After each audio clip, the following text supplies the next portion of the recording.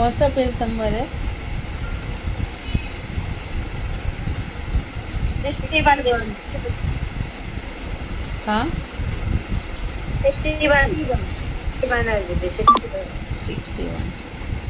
यहाँ से वही साक्षात्कार से ठीक है।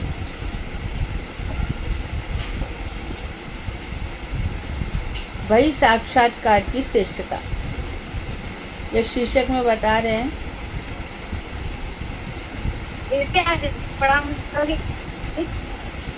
हाँ हाँ हाँ ठीक है, बोलती हूँ।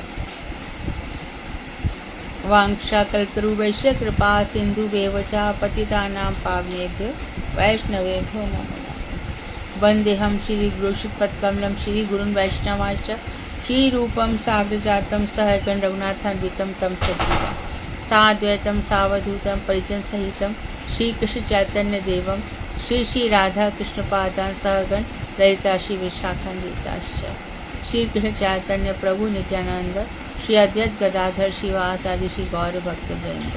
हरे कृष्ण कृष्ण कृष्ण हरे हरे, हरे राम राम राम हरे हरे।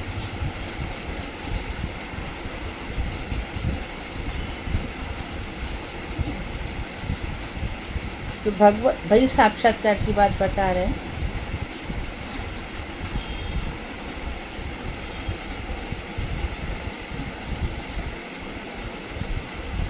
इस प्रकार भगवत साक्षात्कार में भी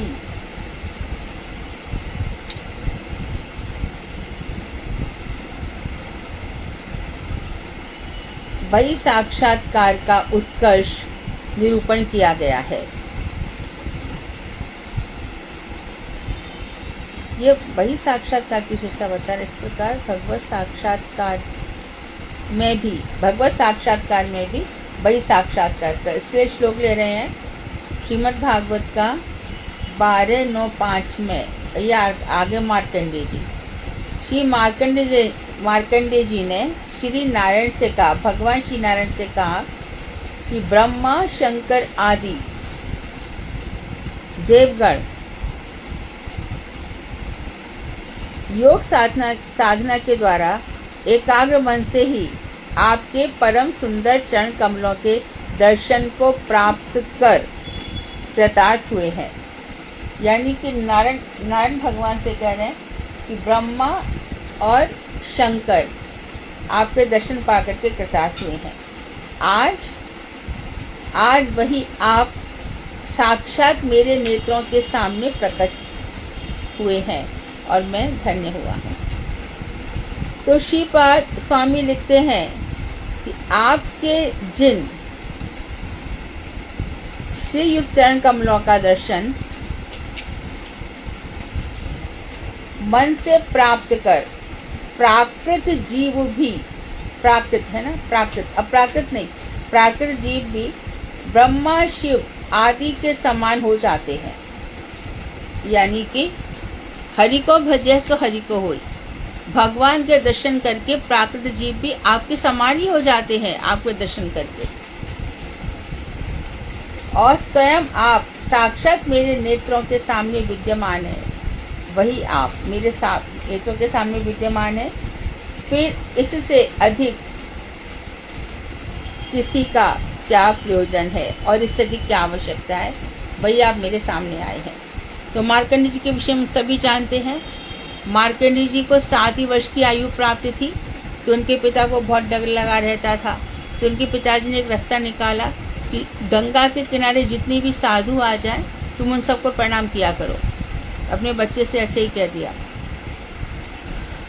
जैसे प्रणाम करते थे, एक साधु ने इनको आशीर्वाद दिया कि तुमको 7 कल्प की आयु प्राप्त हो। बोले ऐसा कैसे? तो उन्होंने अपने पिताजी को बताया। फिर वो उनको एग्जैक्ट मुझे याद आ रहा है, जैसा कि भगवान शंकर, किसी को याद आ रहा है, शंकर जी के पास ले गए इनको। तो शंकर जी के पास रख दिया। तो शंकर ने कहा कि हाँ इसको 7 कल्प की आयु होगी, इस तरह से कथा है, मैं बता दूंगी बाद में। तो मार्कंडेय जी को 7 कल्प, लेकिन मार्कंडेय जी ने कहा कि मुझे भगवान आपकी माया के दर्शन करने हैं। भगवान ने शंकर जी को भी मना किया था कि मेरी माया के दर्शन मत करो। कहते हैं कि जब भगवान शंकर ने मोहिनी माया के दर्शन किए, जब तक भगवान शंकर का जितना भी तप था वो सब पूर्ण हो चुका था उस माया ने, क्योंकि शंकर जी को काम भाव आया और भगवान की माया दुर्योधन ने देखी। उसका तो खैर भगवान ने अपनी माया यशोदा जी को भी दिखाई, भगवान ने अपनी माया अर्जुन को भी दिखाई। तो इस तरह से भगवान मना करते कि मेरी माया मत देखो, मेरी माया की शक्ति मैं भी नहीं जानता हूँ। ये श्रीमद् भागवत के जब उद्धव इसका विदुर और मैत्री जी का संवाद है, वहाँ पे कहीं पर खुद मैत्री जी विदुर जी को कह रहे हैं कि भगवान की माया बड़ी अपरंपार है, इसका पार पाना बहुत मुश्किल है। इसने हर जीव पर अपनी ऐसी मोहिनी डाल रखी है। तो ऐसे में फिर जब ये बार बार जब माया के थपेड़े हुए, ये कई बार भगवान के मुख के अंदर गए बाहर आए, अंदर गए बाहर आए, यानी कितने ऐसी चलता रहा। तो इतने थक गए उन्होंने देखा चारों तरफ जल ही जल है, बहुत पस्त हो गए, पस्त होकर एक तरफ पड़े रहे। तब शंकर और पार्वती कहने से शंकर ने इन पर कृपा की है। तब शंकर ने आके इनको बताया है कि मैं ब्रह्मा और विष्णु में एक ही तत्व है। ये कौन से वाले? जब भगवान स्वयं ब्रह्मा जी का और शंकर जी का रूप धारण करते, जब स्वयं भगवान होते हैं, तब जब प्रलय के बाद इनकी सृष्टि करने की इच्छा होती है, तब जानबूझ करके ब्रह्मा जी को उत्पन्न तो करते हैं, पर ब्रह्मा जी को कोई बहुत बड़ा सपोर्ट किया ऐसा नहीं है। ब्रह्मा जी कमलनाल से निकले हैं, फिर कमलनाल के अंदर घुसे हैं, काफी समय तो इसी में निकल गया, और निकल करके वो चारों तरफ देखा है कि कुछ भी नहीं है, जल ही जल है। तब की आवाज सुनी है, उसके बाद तब किया है, तब कहीं जाकर के इन्होंने दर्शन दिए हैं। और ब्रह्मा का काम ब्रह्मा इनका ही कर रहे थे सृष्टि का, लेकिन ये बहुत मुश्किल से मिलते हैं और इनके विषय में जानना बहुत मुश्किल है, लेकिन सहज भाव से सरल भाव से इनको जाना जा सकता है। बुद्धि विवेक और तर्क वितर्क के बल पर इनको नहीं कोई जान सकता है। श्रीमद् भागवत में कहा गया है 10-12 में, अनेक जन्मों तक शम दम संयम के द्वारा भी भगवान श्री कृष्ण के दर्शन योगियों के चित्त में भी नहीं प्राप्त होते। शम, मन को संयमित कर लो, दम, इंद्रियों का दमन कर लो, पूर्ण योगी बन जाओ, एकदम परम योगी बन जाओ। अगर श्री कृष्ण के चरणों का दर्शन मिल जाए, संभव नहीं है।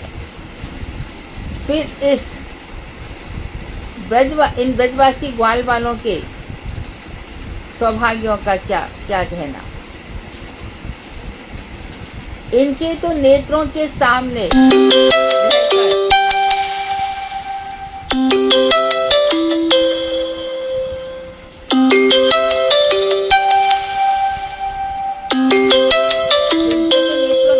रहकर वही भगवान श्री कृष्ण अनेक लीलाएं करते रहते हैं।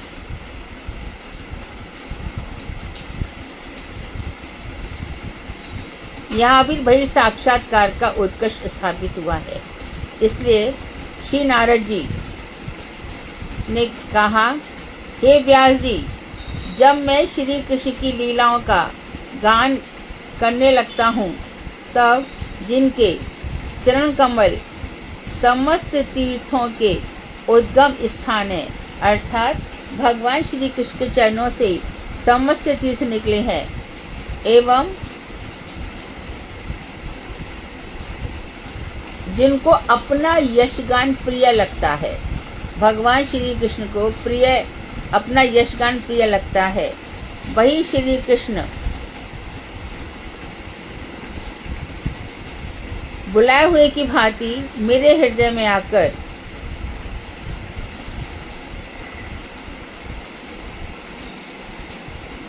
दर्शन देते हैं। जब मैं गान करता हूँ, गान से प्रसन्न हो जाते हैं और मेरे हृदय में ऐसे आ जाते जैसे मैं उनको बुला लिया है और आकर मुझे दर्शन देते हैं। हमने पहले बताया कि नारद बजाए बीणा। स्वामी महाराज का भी आता है कि एक बार विदेश में स्वामी महाराज जी भजन गा रहे थे तो उनको नारद जी के दर्शन हुए थे। इस तरह से नारद जी ने भी कहा मुझे दर्शन देते हैं। इससे श्री नारद जी ने के पक्ष में श्री कृष्ण का अंतः साक्षात्कार सूचित होता है। तो अंतः आके दर्शन देते हैं, ये अंतःकरण का साक्षात्कार सूचित होता है। तथापि वे श्री कृष्ण के बड़ी साक्षात्कार के लिए द्वारका में निवास करने लगे। अंदर तो भगवान के दर्शन होते हैं, पर नारद जी द्वारका चले गए क्योंकि वहां पर साक्षात रूप से दिखते हैं भगवान। और बहुत बहुत तो जो ऋषि मुनि हैं वो ध्रुव लोक के चारों तरफ चक्कर इसलिए लगाते कि ध्रुव को भगवान के दर्शन हुए थे। इससे अंतर साक्षात्कार से बही साक्षात्कार का उत्कर्ष सिद्ध होता है। तो अब अंतर साक्षात्कार से बही साक्षात्कार सिद्ध हुआ कि अंतः में दर्शन हो रहे हैं नारद जी को, फिर भी बही साक्षात्कार के लिए वो द्वारका चाह रहे हैं। वास्तव में अंदर तो दर्शन हो सकते हैं भगवान के, होते ही हैं। जब हम ये सब पढ़ते हैं, सब ग्रंथ अंदर तो हृदय में प्रकट होते ही है ना, लेकिन बाहर जो दर्शन होंगे वो बड़ी बात है।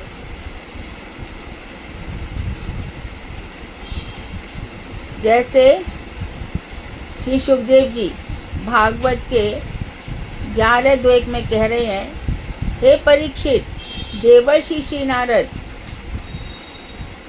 साक्षात श्री कृष्ण के निकट निवास करने के लिए बार बार द्वारका में आते जाते थे। वे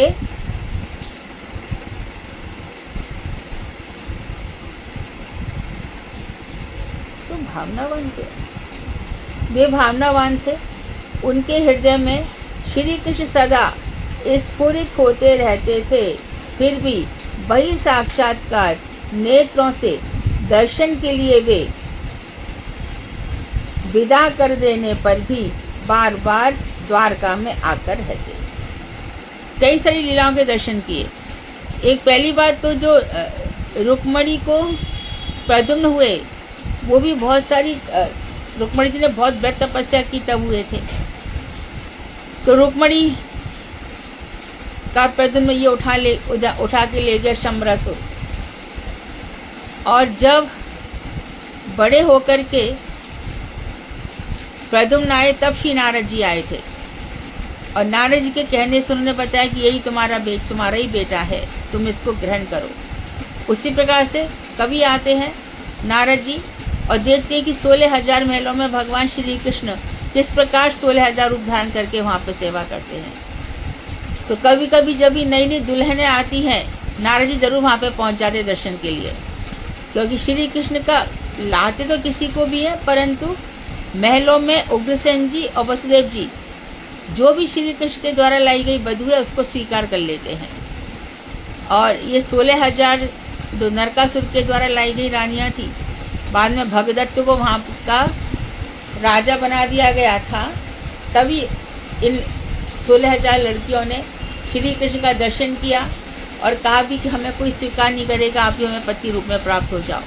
तो ऐसे सभी लीलाओं को नारद जी देखने चाहते थे, बार बार देखने चाहते थे और भगवान बड़े प्रेम से विदा करते थे, लेकिन फिर भी आते थे।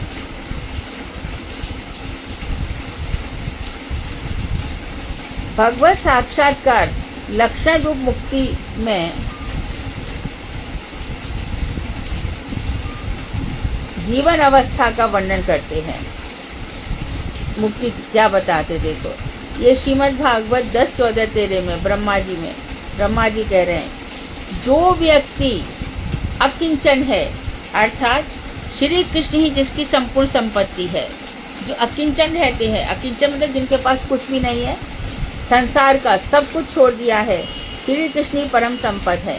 और जिन्होंने इंद्रियों पर निग्रह कर रखा है, इंद्रियों पर कंट्रोल कर रखा है। और तीसरी बात, मन जिसके वशीभूत है, ये तीसरी बात हो गई। चौथी बात है समचित्त हैं, चित्त में स्थिरता है, चंचलता नहीं है, और सदा मन में संतुष्ट रहते हैं, उसके लिए समस्त दिशाएं सुखमय होती हैं। तो शिव भगवान को छोड़ करके अन्य जिसकी उपाधि बुद्धि या प्रीति कहीं भी नहीं है, भगवान को छोड़ करके और कहीं भी जिसकी बुद्धि नहीं है, वह अकिंचन है। इसको स्पष्ट कर रहे हैं। अकिंचन कौन है? भगवान को छोड़ करके, है ना। और ये जो नाटक कर रहे हैं ढोंगी, अरे हमारे पास तो कुछ भी नहीं है, और मिलीनायर हैं और रोते हैं बैठ करके हमारे पास कुछ भी नहीं है। कृष्ण तो वहां प्रवेश कर भी नहीं सकते। वास्तव में अकिंचन कौन है? जिन्होंने अपना सब कुछ श्री कृष्ण के चरणों में रख रखा है। एक ये बात बता रहे हैं, और दूसरा, अकिंचनता के कारण ही वह दांत अर्थात इंद्रियों का दमन करने वाला, दांत शांत और समचित्त होता है। दांत शांत और समचित्त, ये तीनों विशेषण अकिंचन लोगों के ही होते हैं। इंद्रिय भोगों से विरक्त होने से,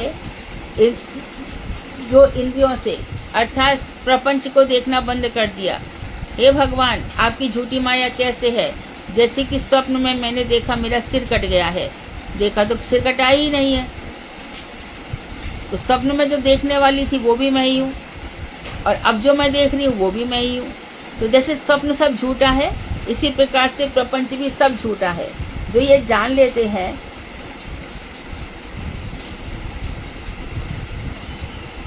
तो ऐसे व्यक्ति संसार के भोगों से विरक्त हो जाते हैं।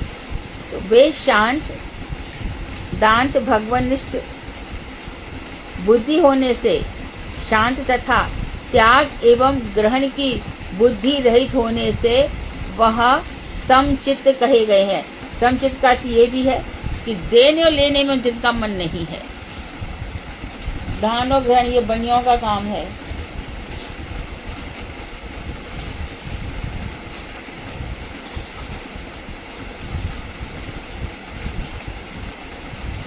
इंद्रियों हाथ हमारे देने लेने का काम करते हैं। तो जो ना दान लेते हैं, यानी जो देते भी नहीं और लेते भी नहीं है, त्याग एवं ग्रहण की जिनके अंदर बुद्धि नहीं है, सर्वत्र उसे भगवत साक्षात्कार की उपलब्धि रहती है। इसलिए उसके लिए सर्वत्र आनंद ही आनंद प्राप्त होता है। अर्थात जीवित अवस्था में ही वह मुक्ति का आनंद अनुभव करता है। तो शांत, दांत, समचित्त और इस तरह से होता है। ये भागवत में बताया गया है।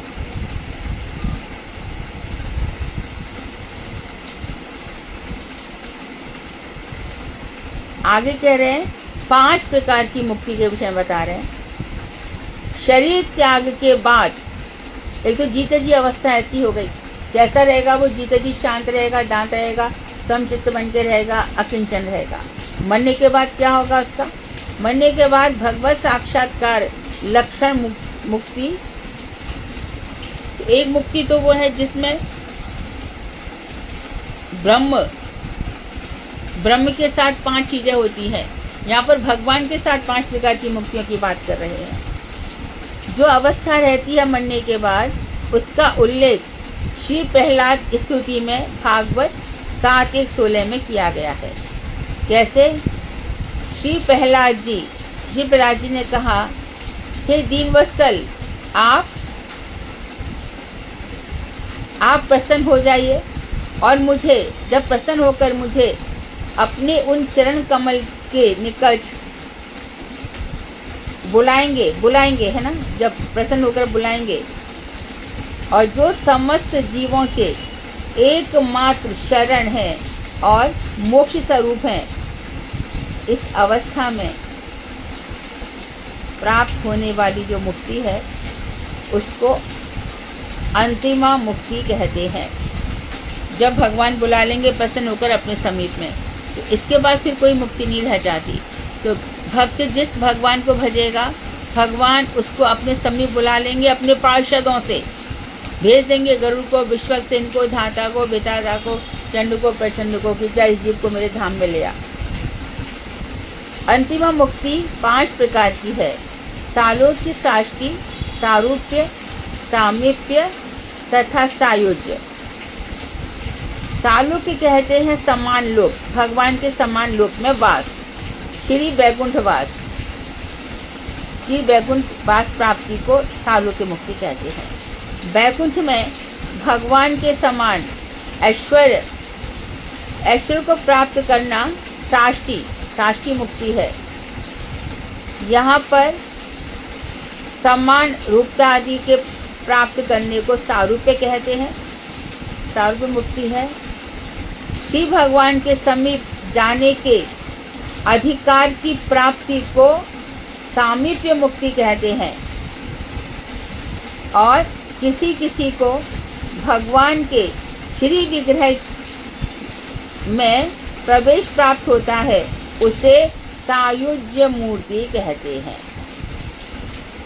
भगवान के विग्रह में प्रवेश हो जाता है कोई।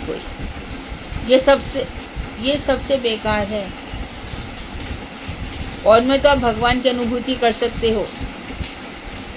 देखें आगे क्या बताते हैं। सालोक्य अर्थात भगवान लोक की प्राप्ति की प्रधानता होने से सालोक्य आदि शब्द और मुक्ति शब्द एक ही अर्थ के प्रकाशक हैं। भगवत लोक की प्राप्ति अर्थात सालोक्य, इनका एक ही अर्थ है। भगवत लोक कहो या सालोक्य कहो, इनका एक ही अर्थ निकलता है। सालोक्य, साक्षी तथा सारूप्य ही तीनों मुक्तियां प्राय अंतःकरण में भगवत साक्षात्कार अंतःकरण में जब भगवत साक्षात्कार होता है तब उनको 3 मुक्तियां समझनी चाहिए, सालोक्य, साष्टी, सामीप्य।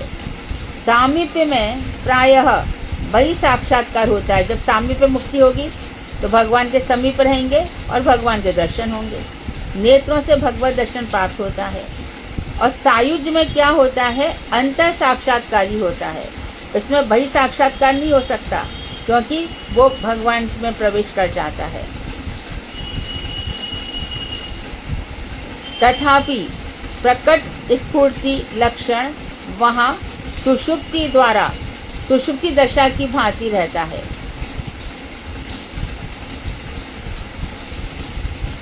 प्रकट स्फूर्ति लक्षण में नहीं रहता, यानी कि सामने नहीं रहता, प्रकट में नहीं रहता। अंतःकरण में स्फूर्ति होती है जिससे वह ब्रह्म सायुज्य में गिना जाता है। तो ईश्वर सायुज्य ब्रह्म सायुज्य में गिना जाता है। शरीर पात के बाद, मरने के बाद प्राप्त होने वाली मुक्ति अवस्था में भी विशेष स्फूर्ति रहती है, ऐसा श्रुति सम्मत है। ब्रह्म सायुज, ईश्वर सायुज, ये यहाँ पर वर्णन कर रहे हैं, लेकिन ब्रह्म सायुज में तब भी चांस है। ईश्वर सायुज तो बहुत ही खतरनाक है। जो व्यक्ति समझ लेता है कि मैं ईश्वरी हो गया तो ईश्वर में वो प्रवेश हो जाएगा, जबकि प्रैक्टिकली प्रवेश होता नहीं है। उसको सुषुप्ति अवस्था में ही ऐसा लगता है कि मैं ईश्वर हूँ। ब्रह्म साक्षात्कार में तो ये है कि कभी कभी भगवान शंकर वहाँ से निकल गए या नारद वहाँ से निकल गए भगवान का नाम लेते हुए, कि कैसे आनंद में, कैसे प्रसन्न है, मुझे प्रसन्नता ही नहीं है, तब ब्रह्म सायुज वाला बदल जाता है। ईश्वर सायुज में तो चांस ही नहीं है। छांदोग्य उपनिषद 7.5 में कहा गया है कि वह ब्रह्मविद व्यक्ति, ब्रह्म को जानने वाला व्यक्ति, इस प्रकार दर्शन, मनन एवं अनुभव करके आत्मा में रतियुक्त या आत्मा में क्रीड़ा शक्ति, आत्मा में मिथुन भावापन्न और आत्मा में आनंद अनुभव करता है, वह स्वप्रकाश होता है एवं समस्त लोकों में वह स्वच्छंदता पूर्वक विहार करता है। तो इसमें ईश्वर सायुज में बता रहे हैं, वो ब्रह्म सायुज ईश्वर सायुज में बता रहे हैं कि इसमें क्या होता है, वह आत्मा में ही सब उसका आत्मा ही हो जाता है। आत्मा में चिंतन करता है, आत्मा ही भगवान के साथ मिल जाता है, आत्मा में मनन करता है, आत्मा से ही भगवान से रति युक्त हो जाता है।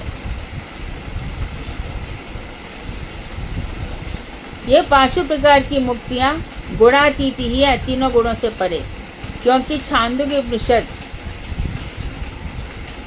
7:26-2 में गुणातीत जो भूम विद्या है, भूम विद्या में इसका उल्लेख किया गया है। ब्रह्मविद, ब्रह्म को जानने वाला, ब्रह्मबुद्ध मुक्त पुरुष एक प्रकार का और 2 प्रकार का, 3 प्रकार का होता है ब्रह्म को जानने वाला, ऐसा लिखा है उसमें। इससे ज्ञात होता है कि मुक्त पुरुष विविध रूप प्रकट कर सकता है। मुक्त यानी कि जो मुक्त हो गया है वो कई रूप धारण कर सकता है और स्वेच्छा पूर्वक कहीं भी विचरण कर सकता है, जैसे नारद इत्यादि। श्रीमद् भागवत के दूसरे स्कंद के 9वें अध्याय में कहा गया है कि वैकुंठ धाम में माया के रजोगुण, तमोगुण तथा रजतम मिश्रित या सत्वगुण नहीं है। वैकुंठ धाम में वह शुद्ध सत्यमय धाम है, वहां काल का प्रभाव नहीं है। वैकुंठ के बाद जब भगवान सृष्टि करते हैं ना, सृष्टि के बाद फिर ये नीचे जब भेजते हैं लोगों को, जीव निकालते हैं, तो वहीं से काल की गणना शुरू हो जाती है। तब वो संवत्सर, इरावत्सर, इस तरह के काल वहीं से भगवान, और ये भगवान ही काल स्वरूप है और काल स्वरूप बनकर के सबको भयभीत करते रहते हैं, सबको डराते हैं।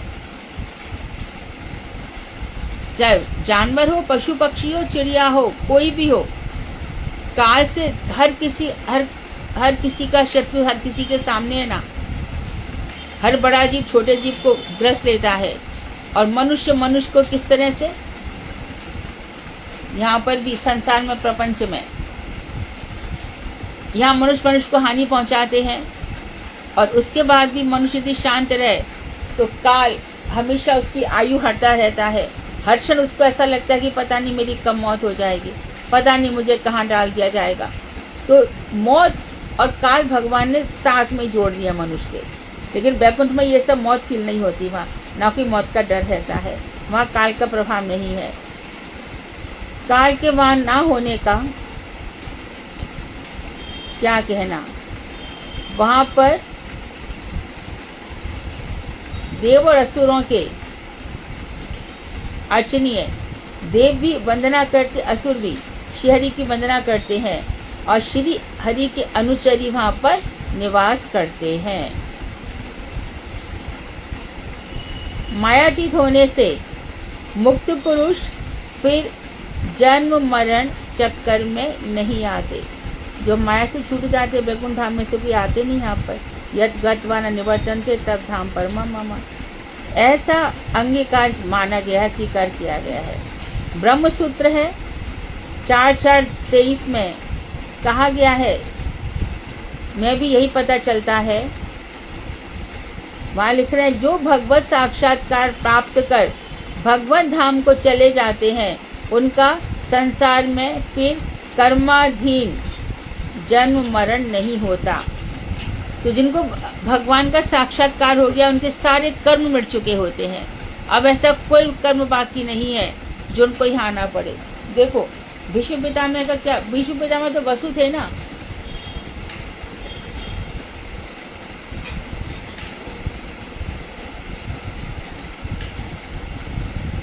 आठ वसु में से एक वसु थे, गंगा के पुत्र बनकर के आए थे और भगवान की बहुत उपासना करते थे। काल का प्रभाव, यद्यपि उनको इच्छा मृत्यु का वरदान था, परंतु इस जर्जर शरीर को लेके आखिर कब तक जीते, बाणों की शैया पर पड़े हुए हैं। तो भगवान के धाम में जाकर के फिर कोई नहीं आता, भगवान उनके सामने खड़े हैं। छांदोग्य उपनिषद में स्पष्ट उल्लेख किया गया है, क्या बताया है कि मुक्त पुरुष की आवृत्ति या संसार में पतन नहीं होता। अनावृत्ति शब्दात, अनावृत्ति शब्दात, जो ज्ञानी हो जाता है उसकी फ्रीक्वेंसी अब संसार में नहीं होती, अब वो वापस नहीं आता। तो यहाँ पर जो हमको ज्ञानी ध्यानी सब दिख रहे हैं, तो या तो भगवान का कुछ काम करने आए हैं, जैसे गुरुदेव वगैरह, ये लोग आते हैं, नित्यानंद ठाकुर के द्वारा भेजे जाते हैं। जो किशोरी जी की नख मणि की प्रभा है, उन्हीं की ज्योति इनके अंदर रहती है, और ये अपने ज्ञान की ज्योति से संपूर्ण उन लोगों को आलोकित करेंगे जिनके अंदर आलोकित होने की योग्यता है। सूर्य अपनी धूप देगा ही देगा, मिट्टी के घड़े में क्या देगा? कुछ नहीं देगा, कमल को खिला देगा। इसी प्रकार से चांद यहाँ प्रतिबिंबित होगा, लगेगा कि चांद बड़ा कई देखो कितने सारे चांद है। वो चांद कहाँ पे दिख रहा है? क्योंकि जल में कंपन है, जल हिल रहा है, इसके लिए चांद का प्रतिबिंब हिल रहा है। चांद को देखो तो हिलता ही नहीं है। तो जैसे जैसे ज्ञान होता जाता है कि भैया माया क्या है, माया यही है कि चंद्रमा की जो प्रतिबिंब संसार में दिख रहा है, तो मैं अलग अलग मनुष्यों में अलग अलग भगवान के, ये ऐसा मनुष्य, ये ऐसा, ये वैसा, ये वैसा, ये वैसा, इस तरह से। तो ऐसे लोगों को क्या भगवान का दर्शन होगा? माया भी नहीं जाएगी इनके मन से, तो इनका संसार में फिर पतन नहीं होता। ये सदा श्री भगवान के लोक में ही अवस्थान करते हैं। श्रीमद् भागवत 7:22 में हिरण्यकशिपु के उपद्रवों को देखकर देवताओं ने क्या कहा कि जहाँ सर्वात्मा जगदीश्वर निवास करते हैं, जहाँ सर्वात्मा जगदीश्वर निवास करते हैं, उस लोक को शांत एवं निर्मल सन्यासी गण प्राप्त करते हैं। तो जब हम सृष्टि देखते हैं, उसमें देखते हैं कि तप लोग, महर लोग, जन लोग, ये सब सन्यासी वहां जाते हैं। ऊर्ध्वरेता सन्यासी जो ब्रह्मचर्य से रहते हैं, ब्रह्मचारी बनकर रहते हैं, वही जाते हैं। और जो मिथुन अवस्था में रहता है, मैथुन रत रहता है, वो तो नरक में ही जाएगा। करोड़ों जन्मों तक उसका यही सब संसार चलता रहेगा। यदि वो इंद्रियों को जीतता नहीं है तो उसकी बड़ी भारी दुर्गति है। वे फिर संसार में नहीं आते। श्री भगवान, और देखो हमारी विदेशी सभ्यता यही सब सिखाती है, हमारे बच्चों को बिगड़ा दे। और हमारे बच्चों को, हमारे पेरेंट्स लोग जाने क्या बच्चों को सिखाते हैं, विदेश जा, वहाँ पे पढ़, वहाँ ये सीख के आ, वो सीख के आ। संस्कार देने में शर्म आती है।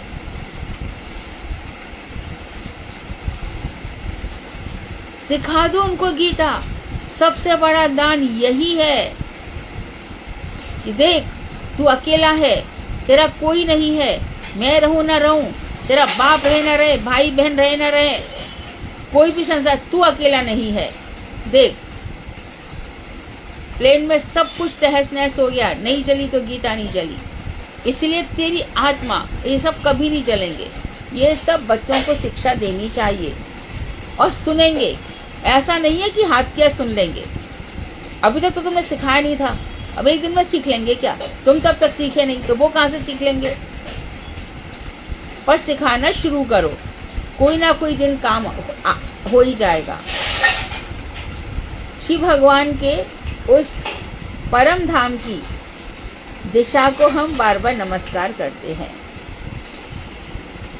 और इधर कपिल देव ने 30 स्कंद के 25वें अध्याय में कहा, अपनी मैया से कह रहे हैं कि मेरे परायण जो भक्त मुझ में लगे रहते हैं, वे शांतिमय वैकुंठ धाम में पहुंचकर किसी प्रकार भी वहां के भोगों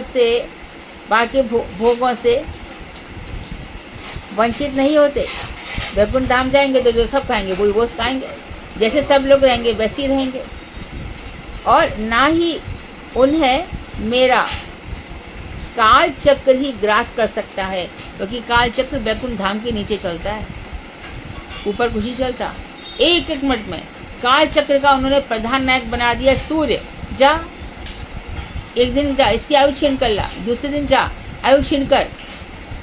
विदेशियों को समझ में नहीं आता, जा एक तेरी आयु बत्ती बुझा दे, गया एक दिन खत्म, समझ ले, और फिर जला दे, देख एक दिन और जल जाएगा।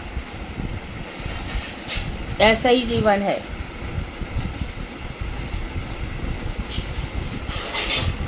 ये तो कालचक्र वैकुंठ से नीचे चलता है। इसी प्रकार श्रीमद् भगवद गीता 8:16 में भी कहा गया है, हे अर्जुन, सत्यलोक रहित समस्त लोक अनित्य हैं। सत्यलोक सहित होगा ना, सत्यलोक सहित आप ब्रह्माद भुवनान लोका सब नश्वर हैं।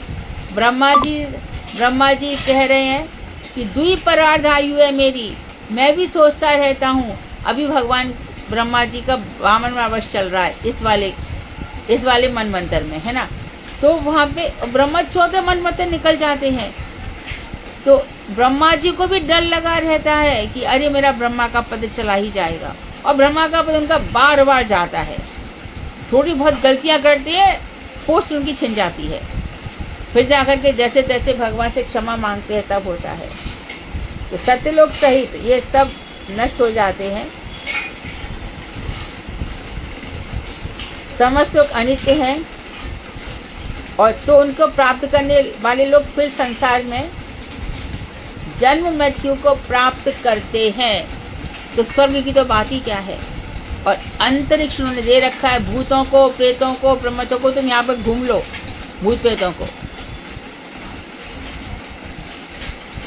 विश्वामित्र ने कहा था कि तेरे को जीते जी स्वर्ग में पहुंचा दूंगा।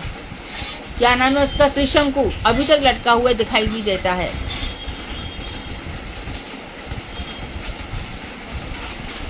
तो स्वर्ग नरक ये सब तो नश्वर है, किंतु जो मुझ कृष्ण को प्राप्त कर मेरे धाम में पहुंचते हैं उनका पुनर्जन्म नहीं होता। श्रीमद् गीता 15:6 में कहा है, यहाँ जाकर पुनः संसार में नहीं लौटना पड़ता, वही मेरा धाम है। यद्गतवन्त वर्तन्ते। श्री गीता 18:62 में भगवान कह रहे हैं कि श्री भगवान की कृपा से परम शांत तथा नित्य अनश्वर स्थान मेरे धाम को तुम प्राप्त हो जाओगे, तुम प्राप्त कर सकोगे, खुद कह रहे भगवान। और इस तरह से कैसी बात कर रहे हो, इतने सारे लोगों को मरवा रहे हो, मुझसे आज्ञा दे रहे हो। बोले मार चुपचाप, तेरे से कहा ना मैंने, ये है तेरे ही द्वारा वध करने योग्य है। ये जीव असुर है ना, मेरे को नहीं मानते। कभी मैं इनको मारता हूँ, कभी तुम लोगों से मरवाता हूँ, मार दे इनको सबको। अरे मेरे वंश में 56 करोड़ यदुवंशियों को मैंने मरवा दिया। सांब पिछले जन्म में कार्तिकेय थे, जामवती ने बड़ी पूजा इत्यादि कर करके सांब को पाया है। लेकिन देखो कितने पैम्पर्ड थे सांब, माँ का ही बेटा, मदर्स बॉय जिसको कहते हैं, बड़े उपद्रवी थे।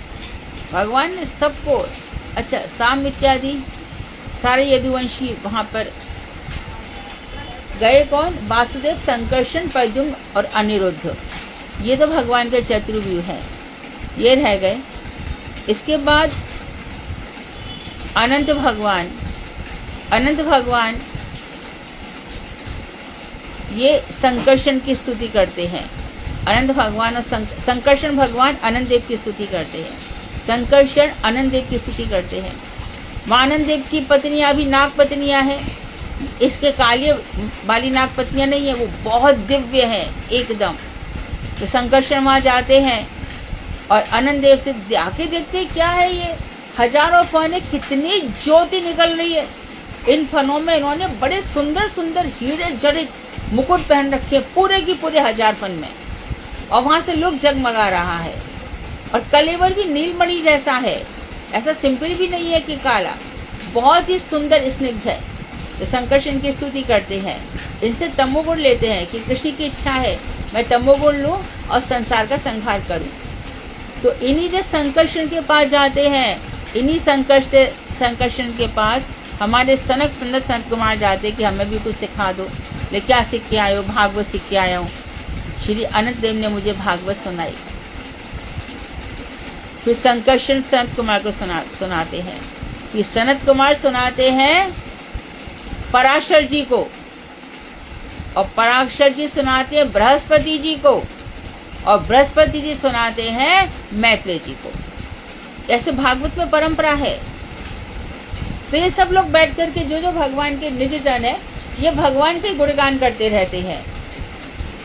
और यदि ब्रह्मा इत्यादि शंकर जी कभी भी भगवान का दर्शन तो करने खूब आए हैं, परंतु बस भगवान के मना करने पर एक गलती उन्होंने कर दी कि उनके मोहिनी का दर्शन किया।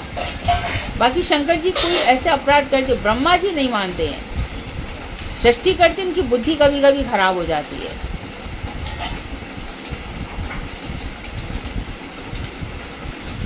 अब इन्हीं बातों को टीका में बता रहे हैं। उपरोक्त अंश में 5 प्रकार की मुक्तियों की बात आई है, उनको संक्षेप में बताया गया है। ये सब गुणातीत अवस्था में ही है, 17 स्तंभों से ऊपर। और सब मुक्तियाँ सालोक्य मुक्ति अर्थात वैकुंठ की प्राप्ति में अंतर्भुक्त हैं। यानी कि जिसको सालोक्य मिल गया उसके अंदर ऐश्वर्य तो आ ही जाएगा, तो शास्त्रीय मुक्ति की आवश्यकता क्या है। सारूप उसका हो ही जाएगा। जो वैकुंठ धाम में रहेगा वो चतुर्भुज स्वरूप रहेगा ही रहेगा। सालोक्य साष्टी सारूप तथा सायुज्य मुक्ति प्राप्त जब श्री वैकुंठनाथ का वही बाहरी साक्षात्कार होता है, अर्थात नेत्रों से दर्शन प्राप्त जब नहीं करते हैं। ये एक मिनट। साष्टी सारूप तथा सायुज्य मुक्ति प्राप्त जन श्री वैकुंठनाथ का वही साक्षात्कार अर्थात नेत्रों से दर्शन प्राप्त नहीं करते, अंतःकरण में ही उनका दर्शन होता है। केवल सामुप्य मुक्ति वाले ही नेत्रों से श्री भगवान का दर्शन कर सकते हैं। खाली सामुप्य मुक्ति वालों का अधिकार है, इन चारों को नहीं है, क्योंकि वे सदा श्री भगवान के समीप। तभी उनकी कहते थे कि सामुप्य मुक्ति खराब नहीं है, जाने का अधिकार रखते हैं। 5 प्रकार की मुक्तियों में सामीप्य मुक्ति को श्रेष्ठ इसीलिए कहा गया है। साष्टी में श्री भगवान के समान ऐश्वर्य के प्राप्त की बात कही गई है, किंतु कोई भी मुक्त जीव श्री भगवान के समान समग्र ऐश्वर्य को सम्यक रूप से प्राप्त नहीं कर सकता। अर्थात उसके बाप की भी ताकत नहीं है कि वो सृष्टि कर दे या संहार कर दे। उसको ऐसा लगता है सृष्टि की उत्पत्ति, स्थिति एवं संहार, ये वेदांत में भी खूब लिखा है, वह नहीं कर सकता। इसलिए यदि सायुज और सालोक ये सब मिल भी जाएं तो अधिकार भगवान जैसे नहीं हो जाते। सारूप में भी श्री भगवान के सम्यक स्वरूप को प्राप्त नहीं कर सकता, है ना। जैसे जो श्रीवत्स भगवान का चिन्ह है, कौस्तुभ चिन्ह है, और भगवान के कर चरण में जो असाधारण 19 चिन्ह है, वे उसको कभी भी प्राप्त नहीं होंगे। सायुज्य को छोड़ करके 5 मुक्तियों के मुक्त जीवों में पृथक अस्तित्व बना रहता है, पृथक अस्तित्व रहता है सायुज्य को छोड़ करके, क्योंकि उनमें आंशिक भगवत सेवा की भी कामना रहती है। तो आंशिक सेवा की कामना है उनमें, पर जो सायुज है कि मैं ईश्वरी बन गया, उसका तो सर्वनाश है। यहाँ पर सायुज 2 प्रकार का है, ईश्वर सायुज तथा ब्रह्म सायुज। किसी भगवत स्वरूप के श्री विग्रह में मिल जाना ईश्वर सायुज है। निर्विशेष ब्रह्म में लीन हो जाना ब्रह्म सायुज है। इससे ब्रह्म की तादात्म्यता प्राप्त हो जाती है। होने से मुक्त पुरुष को अपने स्वरूप धर्म की स्फूर्ति नहीं होती। अब तूने जब सोच लिया कि तू है ही कौन, तो मैं तो ब्रह्म हूँ, तो ब्रह्म बन जा। होता तो है नहीं, परंतु अपने ना तो सेवा कर सकता है, ना जब भजन कर सकता है, ना आनंद प्राप्त कर सकता है, खाली होता है एकदम। उसका जीवन बिल्कुल प्रस्तर के समान हो जाता है। आनंद मग्नता रहती है, आनंद में मग्न तो रहता है, अनुभूति नहीं होती। मैं आनंद में हूँ, मैं रसगुल्ला हूँ, परंतु रसगुल्ला कैसा है वो नहीं जान पाएगा। मोक्ष कामना को इसीलिए कैतव प्रधान कपट कहा गया है। ये जो कामनाएं हैं मुक्ति की या सायुज की कामना, ये बड़ा भारी कैतव है, कपट है, अपने आप को धोखा देना। जीव के पक्ष में ब्रह्मलीनता सबसे बड़ी आत्मवंचना है, अपने आप को धोखा देना है। इसको आत्मा क्या है? अपने आप को मार डालना, जीते जी मार डालना। सायुज से ईश्वर सायुज्य का और भी ज़्यादा निकृष्ट बेकार का माना गया है। वहाँ परम माधुर्य मूर्ति के रहते हुए भी, अपने अस्तित्व की स्फूर्ति रहते हुए भी, ईश्वर सायुज्य प्राप्त व्यक्ति गंगा के तीर पर अवस्थित रहकर प्यास से मरने वाले व्यक्ति की भांति अभागा माना जाता है। वह भगवत स्वरूप के माधुर ऐश्वर्य का आस्वादन नहीं कर सकता, क्योंकि वह तो वही बन गया है ना, तो आस्वादन कैसे करेगा? वह वही बन गया है, इसलिए वो आस्वादन नहीं कर सकता। ये बात हमने कई बार क्या सालों से बता रहे हैं।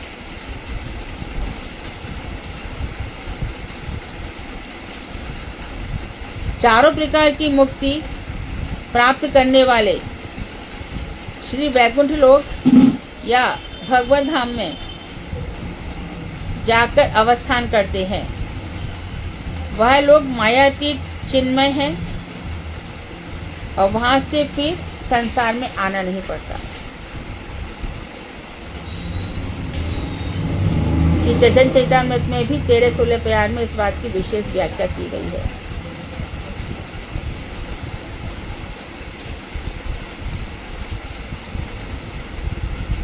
हरे कृष्ण दीदी। हाँ, हरे कृष्ण दीदी। दीदी टाइम हो गया है। टाइम हो गया, ठीक है। कल का नया प्रसंग लेंगे और कल का प्रसंग बहुत सुंदर होगा, जिसमें पद्म पुराण में जो सृष्टि खंड है उसमें जो वर्णन है उसमें बताएंगे। बहुत ही सुंदर प्रसंग होगा, ठीक है। वांछा करुवश्य कृपा सिंधुभ्येव च पतितानां पावनेभ्यो वैष्णवेभ्यो नमो नमः।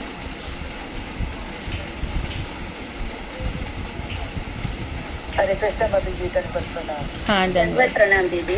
दंडवत। हरे कृष्णा दीदी। दंडवत प्रणाम दीदी। दंडवत प्रणाम। दीदी नारद जी को वो दक्ष का श्राप नहीं लगता था द्वारका में? नारद जी को दक्ष ने श्राप दिया ना, काल कन्या ने और दक्ष ने दोनों ने श्राप दिया ना कि तुम जहाँ टाइम तक रुकोगे नहीं, तो वो घड़ी घड़ी जाते से काफी टाइम तक रहते थे। उनको भगवान विदा करते थे, फिर आते थे। उनको कहा, देखो कभी कृष्ण कह रहे हैं कि भैया मेरे सिर में दर्द है, जब उनको भेजा गया, जब ये हुआ था राशि यज्ञ, तब भी वो आए थे। और फिर जब सिर में फिर तुलादान हो रहा है, तब भी नारद जी वहाँ खड़े थे। हर लीला के समय तो खड़े रहते हैं वो। भगवान श्री कृष्ण का तुलादान हो रहा था, तब भी तो खड़े थे।